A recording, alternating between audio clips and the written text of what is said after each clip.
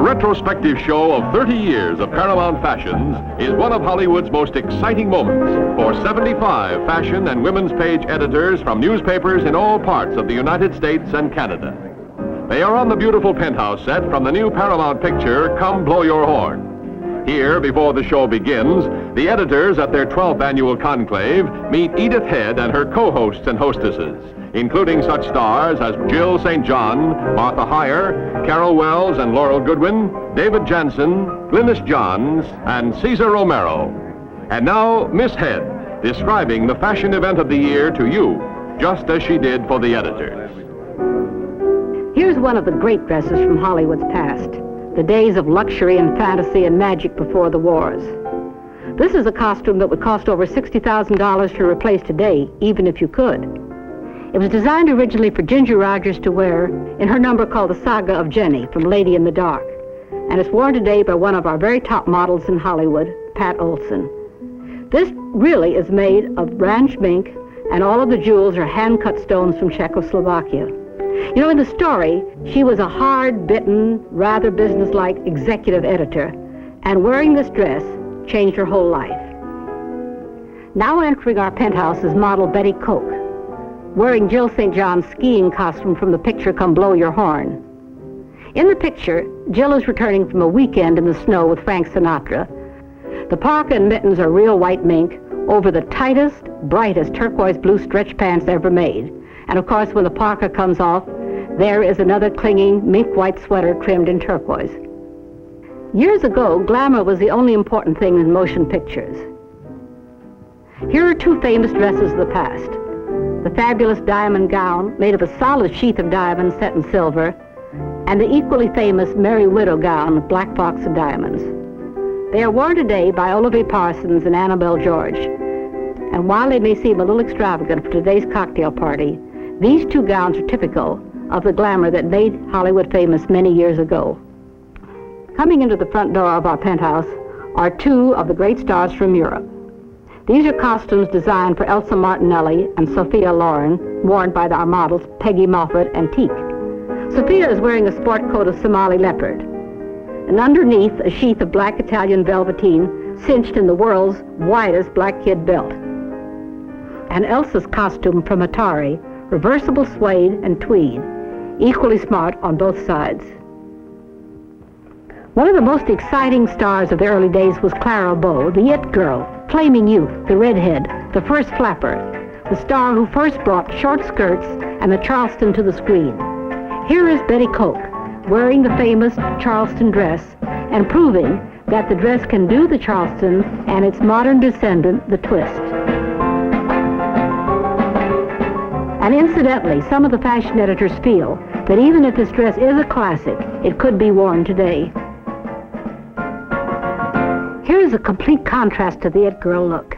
It's the severe modern career girl look. And worn in the picture Donovan's Reef, a new John Wayne, John Ford picture, modeled by Charlotte Alpert. This is one of the costumes that illustrates what we mean by saying costumes in picture tell a story. In the first part, she's a very tailored girl only interested in business.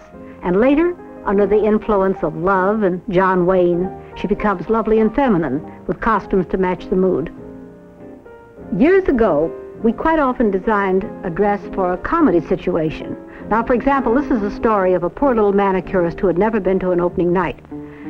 She had an invitation and nothing to wear, so she borrowed from a model friend of hers a magnificent wrap. Now, when she entered the theater, the attendant said, "Madam, may I check your wrap?" And of course, she suddenly thought, heavens, suppose I lose it. So you know what she did during the entire performance? She sat on it. An amusing glamour dress of the past, of pink Duchess satin, pink ostrich, and pink fox.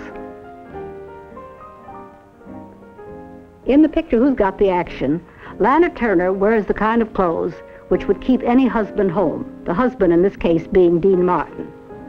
This fabulous nightgown is modeled by Mary Lou Minor. This is one of the most fabulous dresses of all time, Designed before even I became a designer, and it was worn by the fabulous Marlene Dietrich and is modeled by Pat Jones. This is another dress that would be almost impossible to duplicate today because all of these hand-cut stones came from Central Europe. In the picture Papa's Delicate Condition, Jackie Gleason said to me once, "You know, if there's anything I like, it's a real pretty feminine type girl in a real pretty feminine type dress, particularly if it's pink." Now this is a modern version of the lovely fluffy pink feminine clothes worn by Glynis Johns in the picture Papa's Delicate Condition.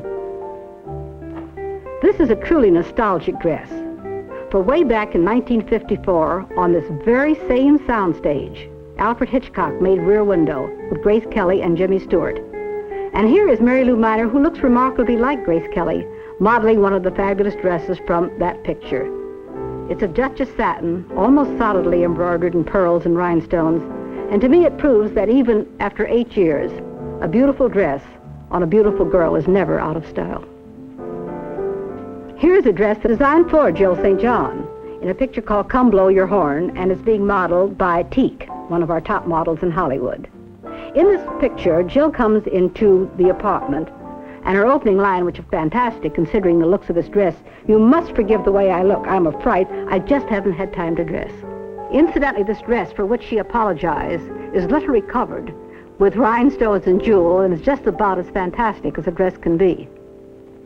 From the picture, A Girl Named Tamiko, comes this beautiful tea gown of yellow organy designed for Martha Hire to wear in a modern Japanese setting.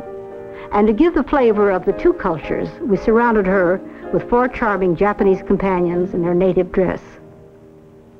Here is Mary Lou Miner wearing a gown designed for Laurel Goodwin in the picture Girls, Girls, Girls. Actually, it's a dress designed for any girl who has a date with a man like Elvis Presley. It is of chiffon covered entirely with gold beads and the perfect background for any blonde beauty. Here is a cocktail dress designed for Phyllis McGuire in Come Blow Your Horn. It's worn by Pat Jones. It is, I think, as chic and high style as any of the dresses in our collection, and created for the role of an elegant woman ready for a night on the town. Black pot de soie, black jet, black paillettes, sleek, sophisticated. Also from the picture Come Blow Your Horn is a completely different type of fashion. This was designed for Barbara Rush and modeled today by Annabelle George, and it proves how versatile a costume can be. First overskirt is of glazed chintz elaborately embroidered in jet and chenille. Now as she takes off the first overskirt is a second overskirt of a deeper pink glazed chintz, and underneath very slim black velvet hostess pajamas. One of the really famous dresses from the past, the famous Mae West Come Up and See Me Sometime dress, which was made, incidentally, for her very first picture, She'd Done Him Wrong. It's being modeled by lovely Pat Olson. Extravagant as it is, it was Mae's concept of a simple little walking costume for the girl who loved to say, "You can tell I'm a girl from all angles."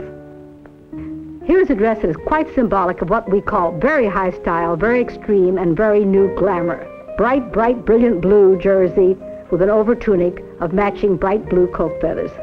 This was designed for Jill St. John to wear in the picture Come Blow Your Horn with Frank Sinatra, and it is modeled by Betty Koch. I've shown you a great many of the famous glamour dresses of the past, dresses that made Hollywood famous. But glamour is coming back, and here's a perfect example of it. In the evening gown designed for Lana Turner in the picture Who's Got the Action, in which she dances with Dean Martin. The dress is a real glamour dress of hand-woven lace, embroidered in multicolored threads of all shades of the rainbow. In the picture My Six Loves, Debbie Reynolds actually plays the star, wearing glamour clothes. And here is Olivia Parsons impersonating Debbie Reynolds in the dress. And here is how Debbie Reynolds herself wears it at a press party in My Six Loves, in her empire gown and dramatic cape of all shades of hot pink, fuchsia, and red. Our fashion show is over, and our Woman's Page editor seemed convinced that despite all the new realism and modern art forms, glamour is again in the ascendancy on Hollywood screen, and a pretty girl can still bring out the best in man, and a lovely gown the best in women.